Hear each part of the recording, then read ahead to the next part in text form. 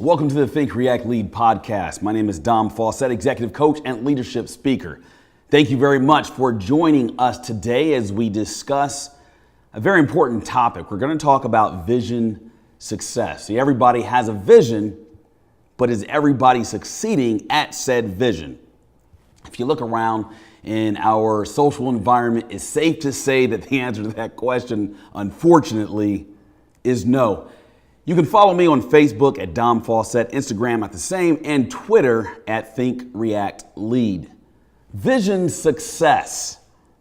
What is that? Right?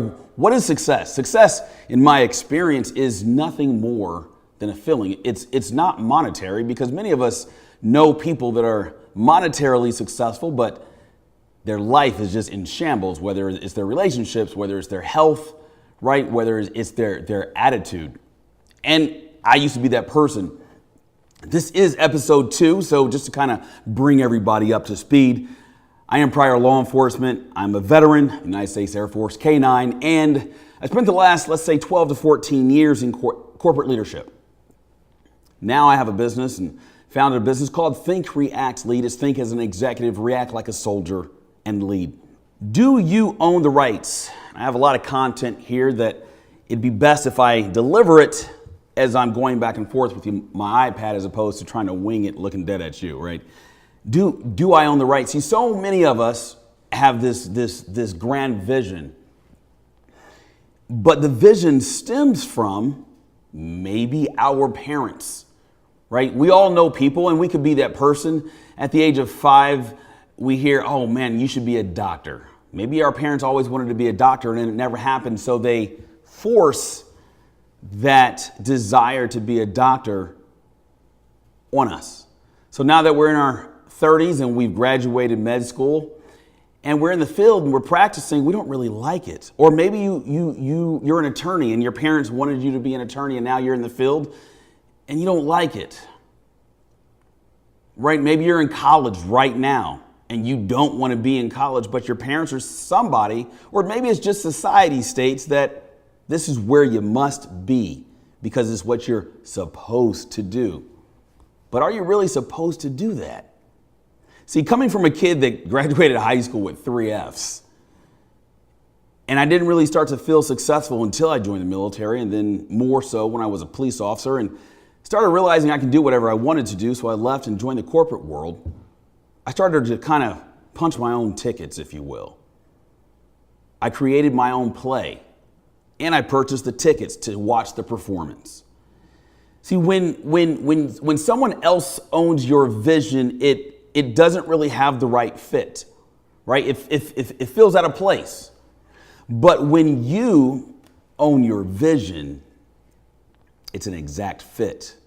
And I hate to be cliche, but imagine having a puzzle, a 10-piece puzzle, and you have a wrong piece to that puzzle. No matter what you do, it's never going to fit. It's not even going to look right when the puzzle's done. See, so many of us operate from that standpoint in our lives. Things just don't have the right fit. And this could apply to the team that you're leading. You're in the corporate world, or W-2ing as I call it. This could apply to your relationships, right? Sometimes we outgrow the fit. But when you grow into what would be the right fit, it's like a brand new suit. Or for ladies, it's like a brand new purse, brand new pair of shoes, brand new car. It just feels good. In addition, following a path that's not yours will drain you. For example, I don't really play basketball or football because I'm horrible at them. But there was a time, in high school that I tried out for both sports, and obviously I didn't make the team, but it just wasn't a right fit. I didn't have the energy for it. I didn't have the desire for it. But in high school, I picked up track and cross country, and I could do that like I was birthed to do it. I could run 10, 20 miles with no problem. Not today, but this was 10, 15 years ago. Actually, it was 20 years ago because I'm 39. But when you're doing what you're supposed to do and you're following this path that I would say life or the world or spiritually you've been destined to follow or go down, it'll fire you up. How many of you are going down this path of purpose and fulfillment, and at 2:17 in the morning, it wakes you up? And you're like, it's 02:17 hours. I am wide awake. And I'm happy. And what do you do then? You either get your journal out, which should be next to your bed, and you start jotting down notes, or even get up and go to your office or pull out your laptop and just start typing away. Why? Because you're fired up, you're dialed in, you're engaged on what it is you want to do in your life. How awesome is that? I'm going to tell you right now, that's about 1% of the population that operates that way. The rest of us, the rest of you, I should say, don't do that. You might get up at 02:17 hours, but guess what? You go right back to sleep because your body tells yourself it's early or it's late. And you follow suit with, yes, you're right. It's early. It's late. I'm going to go back to sleep. I'm going to ignore my intuition. I'm going to ignore how the world is getting me up at this time because it might be 02:17 hours where you're at, but it's not somewhere else. It's amazing how that works. And when you're fired up, everything that you begin to do, everything that you begin to think aligns with your vision. From how you dress, to where you go, to how you're going to get there, to the associations that you keep, which is extremely important. See, before I was in corporate leadership, I saw myself as a corporate leader, even without a degree. So I would wear suits. I made sure I was in slacks. I made sure I was in a button-up shirt. I made sure I had on a nice blazer. Because in today's world, it's nepotism. It's really about who you know that's going to help you get to where you need to go, or where you want to go. If you are, say, not dialed in on your vision and you're not sure if I own this or does somebody else own this, it'll take you out of your strength zone. We're told so often that we need to focus our intentions on the things that we're not good at and be better at them. I haven't found that to work in my world. I focus on speaking and I focus on coaching. But if I were to focus on, for example, my world, camera equipment is huge. Right now, we're using a couple cameras to film this. When I go places, there's cameras there to film what it is that I'm doing so I can purpose that information on other social media platforms. But that's not my skill set. I would cheapen what I'm doing if I were to try to utilize different apparatus to bring you what I'm bringing you now. And that's going to devalue my brand. As you doing things that you're not good at could potentially devalue your brand. And branding, whether you're in the corporate world, whether you're in a marriage, or whether you're just out on the football field or any sports team or environment, is going to devalue what it is that you look like or how you're perceived, and devalue your brand as a whole. See, branding is extremely important.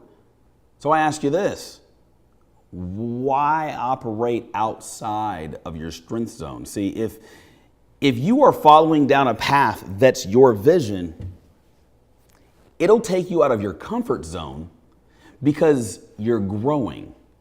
And in order for you to grow, you must be taken out of your comfort zone. How many of you remember as a child when your body would start to grow, things would ache, right?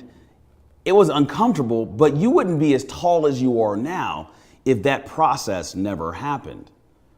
Or use horticulturalism as an example. In order for things to grow, they have to first go into a dark place, more oftentimes than not. The dirt is dug up, seed is then planted, some dirt is placed back on that seed, it's watered, right? And over a period of time, this seed begins to open up. and then it begins to sprout. And then that little piece of greenery, more oftentimes than not, that's the color of whatever's coming through the dirt, has to push itself through the dirt.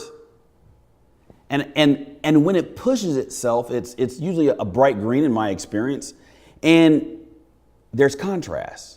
You walk past this, what was once dirt, and you start to see something come out of it. You're not sure what it is, but you know it's something growing.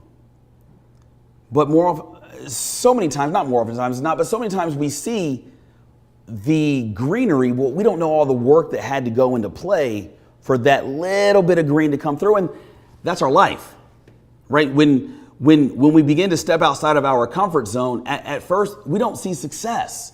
We don't even feel success. We're like, all that work for this? But why pay attention to all that work for this? Because you got to this. And eventually, whatever it was that was planted begins to blossom. And then others begin to see it. And again, they probably don't know all the work that you've had to do to get to that point, but you do.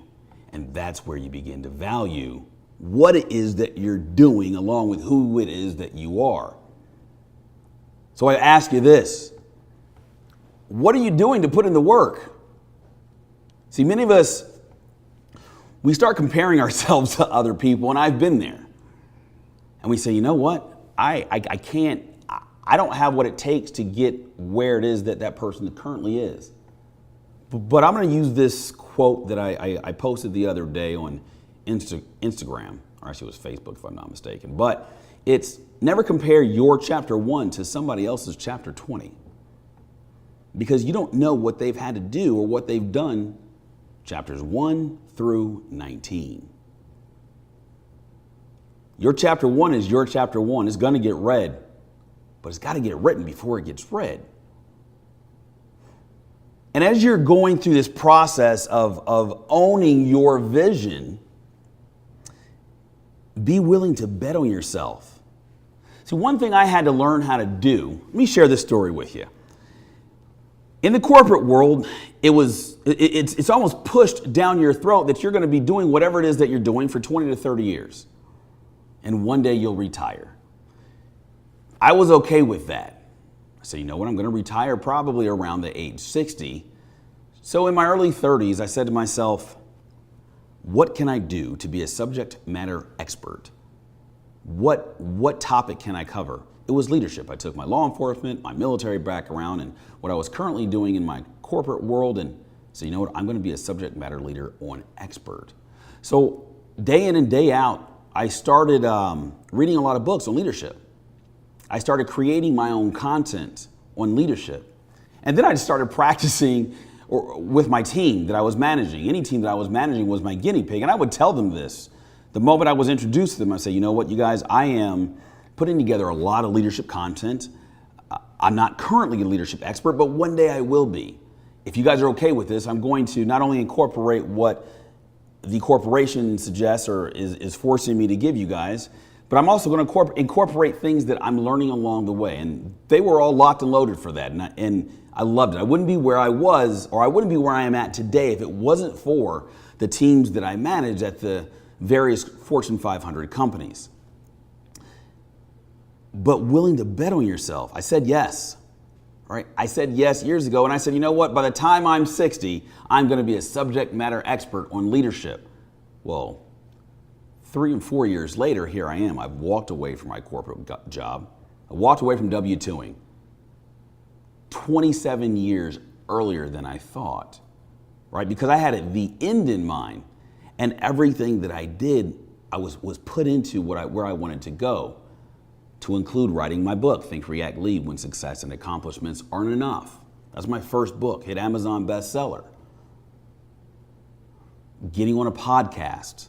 That was nerve-wracking for me because I don't see the audience. I don't hear the audience. I'm a speaker. And I really enjoy engaging an audience of 50 or 5,000 because I can make eye contact. I can see them. I can feel them. The energy in the room is much different than the energy in the room of a podcast. But I talk to those of you that are listening or watching on YouTube or listening on iTunes or any other platform as though you're in front of me. because our lives, although they're different, are pretty much the same.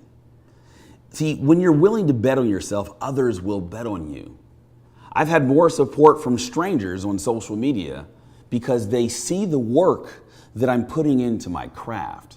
You scroll down to the bottom of my Instagram or Facebook page, you're going to see what was once a non-polished Dom faucet to now what is a beginning to look and sound polished Dom faucet. I'll continue to grow. This isn't it.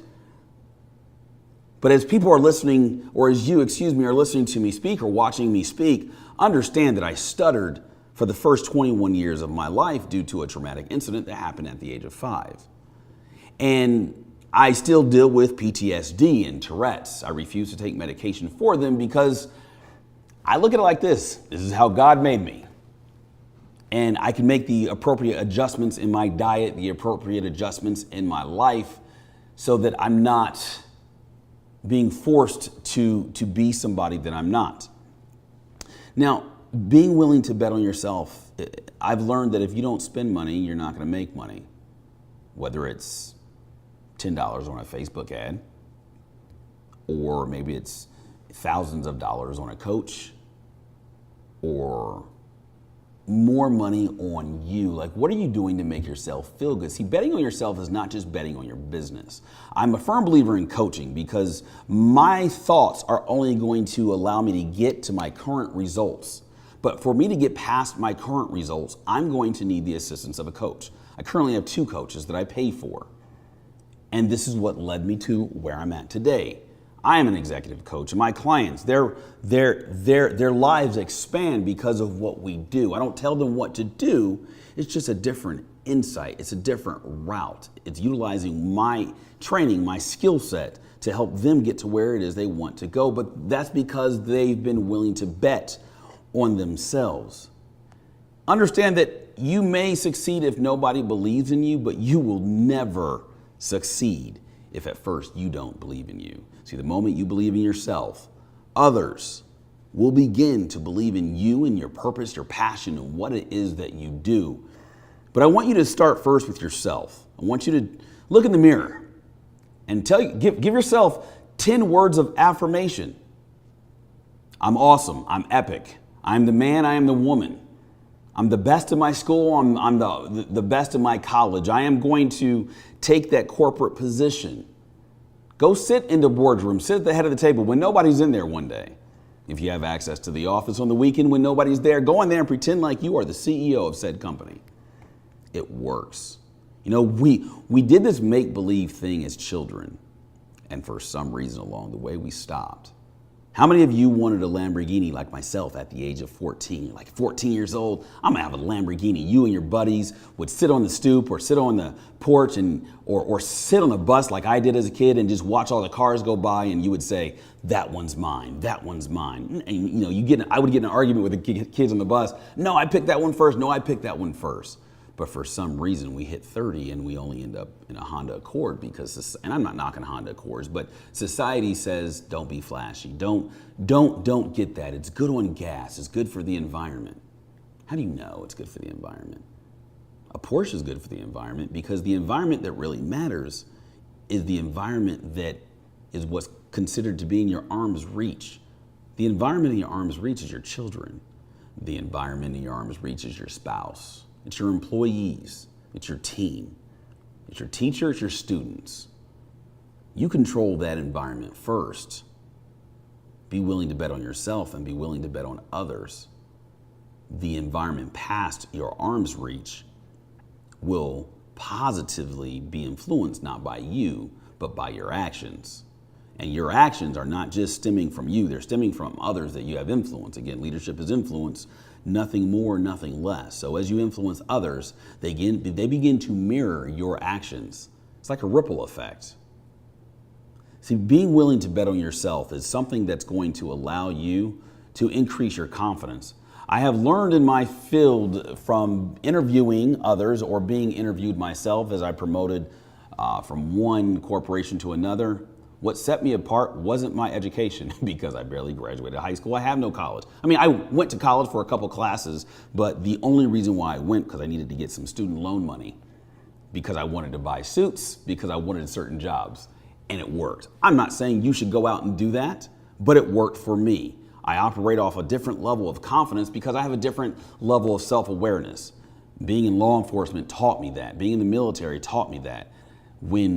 When you kick in a front door to serve a warrant, there's a certain level of confidence that it takes to do that, right? So you have to do what you do in your world to build your confidence, but it first starts with you understanding what it is that disallows you from being confident. And I want you to write those things down. I want you to write down everything currently that stops you from being confident, whether it be a past relationship, whether it be something like, I had a teacher tell me in third grade that as I was trying to talk to her, I was stuttering, and I just couldn't get the words out, and she called me dumb. Dumb is what she called me. That crushed me a lot. And it negatively impacted me for about a decade after that. It's probably why I didn't do so well in school. So I ask you this, what are the things that I want you to write them down. Ask yourself this. What are the things that are holding you back? What did somebody say to you? Write it on a piece of paper, rip it up. Write it on a piece of paper, write their name next to it, rip it up. Write down 10 things that are holding you back. You may, only be able to think about 3, but there's 10. I guarantee you there's 10. 10 things that are holding you back. Write them all down. And if you have the environment to burn them, burn them. Put it in your grill. Throw some lighter fluid on it and burn it. And watch what that does. Feel what that does for you, for your heart, your mind. See, when you begin to bridge the gap between your mind and your heart, honestly, you become unstoppable. And then you start to become the obvious choice because there's nothing that you can't do. So as we're wrapping this up, the takeaways from this message: do you own the rights? See, before you can begin your journey down your vision to control your destiny, your life, you have to ask yourself, is this something I really want to do? Or am I planning to go to med school because my dad was a doctor? Or I'm planning to join the military because my uncles and my father and my grandfather, my lineage was in the military? Am I doing A, B, or C because somebody else suggested or society says this is what I have to do? And if the answer is no, the answer is this is something you want to do, that's when you can move forward. Do you own the rights? And be willing to bet on yourself. That's so important. Don't expect others to bet on you if you're not going to bet on yourself. Invest in yourself. Spend your last dime on yourself, on where it is you want to go and how you want to get there. I want to thank you for joining me on this second episode of Think, React, Lead podcast. Again, my name is Dom Fawcett. I look forward to talking to you next time where we continue this topic about maybe what evidence do you have that this dream or this vision or these goals and passion is yours. Follow me on Facebook at Dom Fawcett, D as in Delta, O-M, F as in Foxtrot, A-U-S-S-E-T-T-E. YouTube, Think, React, Lead YouTube channel. And Instagram. Instagram is at Dom Fawcett as well. I just started using Twitter, so I'm pretty excited about that. That is at Think, React, Lead. Enjoy your day. Have a wonderful time, whatever it is you're going to do. And I'm Dom Fawcett, and I will talk to you soon. Bye-bye.